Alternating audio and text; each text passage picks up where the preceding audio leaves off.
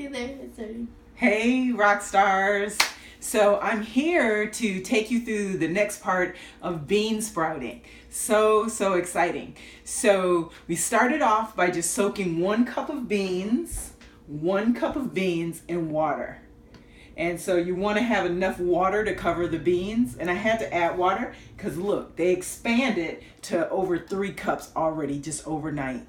Talk about economics, food economics. So 1 cup of organic lentil beans have expanded to 3 cups. Where can you triple your food or cut your food bill in 1/3? Nowhere, except for with Living Foods, because they're growing, it's alive.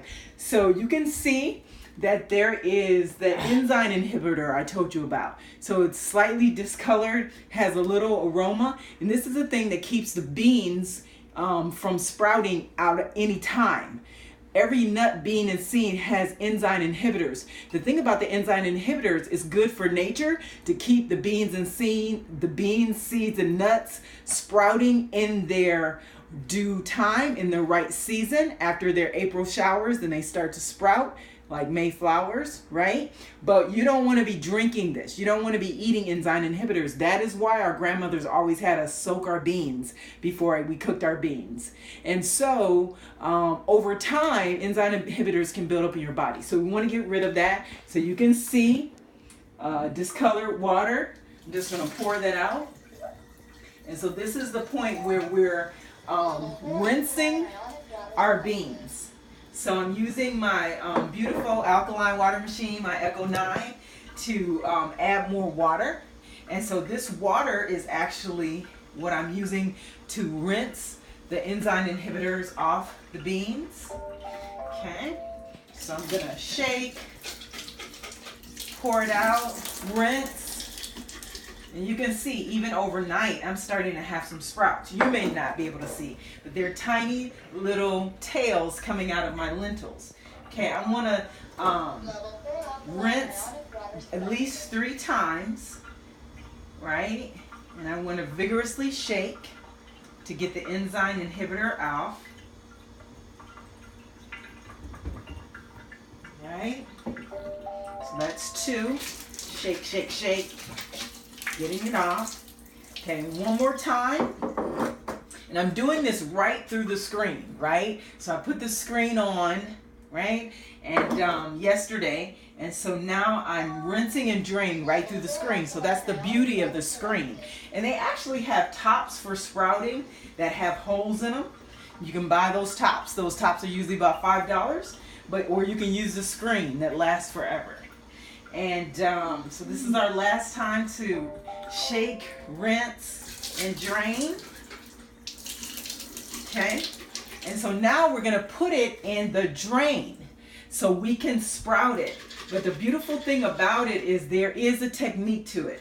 So we're going to put it on an angle. So when we're putting it over here to sprout it, all right, we absolutely do not want to put it like that.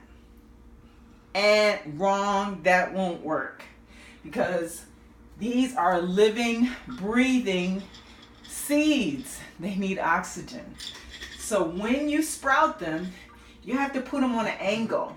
So you see this trajectory where the beans, small amount of beans, more. There's an opening here where oxygen can come in and oxygen come out. That's how you want to sprout your beans.